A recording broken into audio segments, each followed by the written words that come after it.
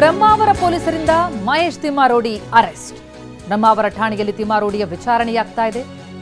B L Santosh ವಿರುದ್ಧ ಅವಹೇಳನಕಾರಿ ಹೇಳಿಕೆಯನ್ನು ಕೊಟ್ಟಂತಹ ಹಿನ್ನೆಲೆಯಲ್ಲಿ ವಿಚಾರಣೆ ಬರುವಂತೆ ಹೇಳಿದ್ರು, ಬರಲಿಲ್ಲ ಅಂತ ಮನೆಗೆ ಹೋಗಿ ಅವರನ್ನು ವಶಕ್ಕೆ ಪಡೆದು ಈಗ ಅರೆಸ್ಟ್ ಮಾಡಲಾಗಿದೆ. ಬ್ರಹ್ಮಾವರ ಠಾಣೆಯಲ್ಲಿ ಈಗ ವಿಚಾರಣೆ ಕೂಡ ನಡೀತಾ ಇದೆ. ಉಜಿರೆಯಿಂದ ಬಂಧಿಸಿ ಕರೆತಂದಿದ್ದಾರೆ ಪೊಲೀಸರು. ಬಿಎಲ್ ಸಂತೋಷ್ ವಿರುದ್ಧ ಅವಹೇಳನದ ಆರೋಪದ ಹಿನ್ನೆಲೆಯಲ್ಲಿ ಬಂಧಿಸಿ ಕರೆತಂದಿದ್ದಾರೆ. ಈಗ ತಿಮ್ಮಾರೋಡಿ ಬೆಂಬಲಿಗರು ಠಾಣೆ ಬಳಿ ಜಮಾಯಿಸಿದ್ದಾರೆ. ರಾಜ್ಯ ಸರ್ಕಾರದ ವಿರುದ್ಧ, ಬಿಜೆಪಿಯ ವಿರುದ್ಧ ತಿಮ್ಮಾರೋಡಿ ಬೆಂಬಲಿಗರಿಂದ ಆಕ್ರೋಶ ವ್ಯಕ್ತವಾಗ್ತಾ ಇದೆ. ಹೀಗಾಗಿ ಬಿಗಿ ಭದ್ರತೆಯಲ್ಲಿರಿಸಿ ವಿಚಾರಣೆಯನ್ನ ನಡೆಸಲಾಗ್ತಾ ಇದೆ. ಈ ಡ್ರಾಮಾನೇ ನಡೀತು.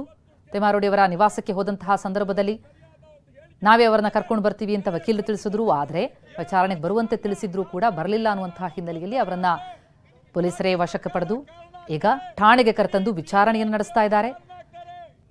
ಅವರ ಪರವಾಗಿ ಬಂದಿರುವಂತಹ ಬೆಂಬಲಿಗರು ರಾಜ್ಯ ಸರ್ಕಾರದ ವಿರುದ್ಧ, ಬಿಜೆಪಿಯ ವಿರುದ್ಧ ಆಕ್ರೋಶ ವ್ಯಕ್ತಪಡಿಸುತ್ತಿದ್ದಾರೆ. ಠಾಣೆಯ ಬಳಿಯಿಂದ ನಮ್ಮ ಪ್ರತಿನಿಧಿ ಪ್ರಜ್ವಲ್ ಈಗ ನೇರ ಸಂಪರ್ಕದಲ್ಲಿದ್ದಾರೆ. ಪ್ರಜ್ವಲ್, ತಿಮ್ಮಾರೋಡಿ ಅರೆಸ್ಟ್ ಆಗ್ತಾ ಇದ್ದಂತೆ ಅವರ ಬೆಂಬಲಿಗರು ಬಹಳ ದೊಡ್ಡ ಸಂಖ್ಯೆಯಲ್ಲಿ ನಡೆದಿರೋದನ್ನ ನಾವು ಗಮನಿಸ್ತಾ ಇದ್ದೀವಿ. ಸದ್ಯಕ್ಕೆ ಏನ್ ನಡೀತಾ ಇದೆ ಠಾಣೆ ಬಳಿ? ವಿಚಾರಣೆ ಯಾವ ಹಂತದಲ್ಲಿದೆ ಅಂತ? ಪ್ರತಿಮಾ, ಈಗಷ್ಟೇ ತಿಮ್ಮಾರೋಡಿ ಮಹೇಶ್ ಶೆಟ್ಟಿ ತಿಮ್ಮಾರೋಡಿ ಅವರು ಬ್ರಹ್ಮಾವರ ಪೊಲೀಸ್ ಠಾಣೆಗೆ ಬಂದಿರುವಂಥದ್ದು. ಈಗ ಮೊದಲನೇ ಹಂತ ವಿಚಾರಣೆಯನ್ನು ನಡೆಸ್ತಾರೆ. ಬಿಎಲ್ ಸಂತೋಷ್ ಈ ಒಂದು ಪ್ರಕರಣಕ್ಕೆ ಸಂಬಂಧಿಸಿದಂತೆ ಬ್ರಹ್ಮಾವರ ಪೊಲೀಸ್ ಠಾಣೆ ಪೊಲೀಸರು ಈಗಾಗಲೇ ನೋಟಿಸನ್ನು ಕೊಟ್ಟಿದ್ದರು. ನೋಟಿಸಿಗೆ ಪ್ರತಿಕ್ರಿಯೆ ಬರದ ಹಿನ್ನೆಲೆಯಲ್ಲಿ ಇಂದು ಉಡುಪಿ ಪೊಲೀಸರು ಮತ್ತು ಉಡುಪಿಯ ಬ್ರಹ್ಮಾವರ ಪೊಲೀಸರು ಉಜಿರೆಗೆ ಭೇಟಿ ಕೊಟ್ಟು ಅವರನ್ನು ವಶಕ್ಕೆ ಪಡೆದುಕೊಂಡಿದ್ದರು. ಆ ಒಂದು ಸಂದರ್ಭದಲ್ಲಿ ಉಜಿರೆಯ ತಿಮ್ಮಾರೋಡಿ ಮನೆಯಲ್ಲಿ ದೊಡ್ಡ ಹೈಡ್ರಾಮಾನೇ ನಡೆಯಿತು. ಯಾಕಂದರೆ ಅಲ್ಲಿ ವಕೀಲರು ಕೂಡ ಸಾಕಷ್ಟು ವಕೀಲರು ಮತ್ತು ಪೊಲೀಸರ ನಡುವೆ ಮಾತಿನ ಚಕಮಕಿ ನಡೀತು ಅಂತಾನೆ ಹೇಳ್ಬೋದು. ಸುಮಾರು 1 ಗಂಟೆಗಳ ಕಾಲ ಬೆಂಬಲಿಗರು ಕೂಡ ಹೆಚ್ಚಿನ ಸಂಖ್ಯೆಯಲ್ಲಿ ತಿಮ್ಮಾರೋಡಿ ಮನೆಯಲ್ಲಿ ಸೇರಿದ್ರು. ಅದರ ಬಳಿಕ ನಾವೇ ಖಾಸಗಿ ವಾಹನದಲ್ಲಿ ಬ್ರಹ್ಮಾವರ ಠಾಣೆಗೆ ಬರುತ್ತೇವೆ ಅಂತ ಬಳಿಕ ಈಗ ಬ್ರಹ್ಮಾವರ ಠಾಣೆಗೆ ಕರೆದುಕೊಂಡು ಬಂದಿರುವಂಥದ್ದು ನಾವು ಚಿತ್ರಣವನ್ನು ಗಮನಿಸಬಹುದು.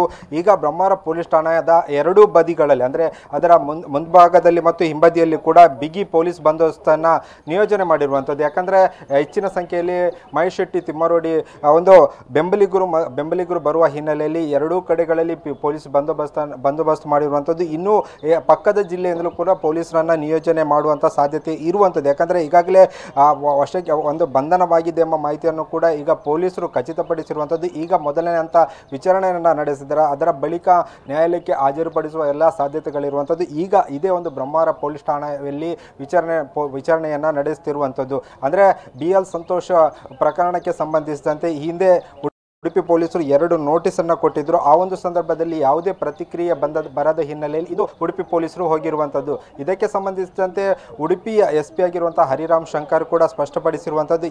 ಈಗ ಅವರನ್ನು ಅರೆಸ್ಟ್ ಏನು ಮಾಡಿದ್ದಾರೆ ಅದಕ್ಕೆ ಸಂಬಂಧಿಸಿದಂತೆ ಬೆಂಬಲಿಗರಾಗಿರ್ಬೋದು ಅಥವಾ ಸಾರ್ವಜನಿಕರು ಬ್ರಹ್ಮಾವರ ಪೊಲೀಸ್ ಠಾಣಾ ಹತ್ತಿರ ಬರಬಾರ್ದು, ಯಾಕಂದರೆ ಎಚ್ಚರಿಕೆ ಕೊಡುವಂಥ ಕೆಲಸವನ್ನು ಮಾಡಿದ್ದಾರೆ. ಯಾಕಂದರೆ ಯಾವುದೇ ಒಂದು ಸಮಸ್ಯೆ ಆಗಬಾರ್ದು, ಮುಂಜಾಗ್ರತಾ ಕ್ರಮವಾಗಿ ಈಗ ಇಲ್ಲಿ ಯಾವುದೇ ಒಂದು ಎಲ್ಲ ಪೊಲೀಸ್ ಬಂದೋಬಸ್ತನ್ನು ಕೂಡ ಮಾಡಿರುವಂಥದ್ದು ನಾವು ಗಮನಿಸಬಹುದು.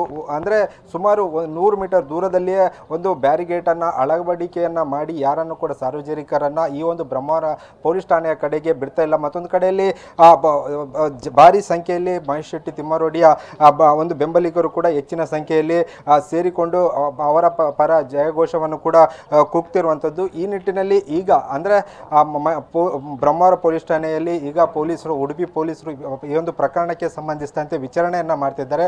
ಅದರ ಬಳಿಕ ಮುಂದಿನ ಕ್ರಮ ಅಂದರೆ ಉಡುಪಿಯ ಪೊಲೀಸರು ಯಾವ ಕ್ರಮವನ್ನು ಕೈಗೊಳ್ತಾರೆ ಎಂಬುದು ಕೂಡ ಕಾದು ನೋಡಬೇಕಾಗಿರುವಂಥದ್ದು. ಯಾಕಂದರೆ ನ್ಯಾಯಾಲಯಕ್ಕೆ ಈಗ ಸಂಜೆ ಹಾಜರುಪಡಿಸ್ತಾರಾ ಎಂಬುದರ ಬಗ್ಗೆ ಕೂಡ ಸಾಕಷ್ಟು ಕುತೂಹಲ ಇರುವಂಥದ್ದು. ಆ ನಿಟ್ಟಿನಲ್ಲಿ ಪೊಲೀಸರ ಮುಂದಿನ ಕ್ರಮ ಏನು ಎಂಬುದು ಕೂಡ ಸಾಕಷ್ಟು ಕುತೂಹಲ ಕೆರಳಿಸಿರುವಂಥದ್ದು. ಪ್ರತಿಮಾ, ಥ್ಯಾಂಕ್ ಯು ತಮ್ಮೆಲ್ಲ ಮಾಹಿತಿಗೆ.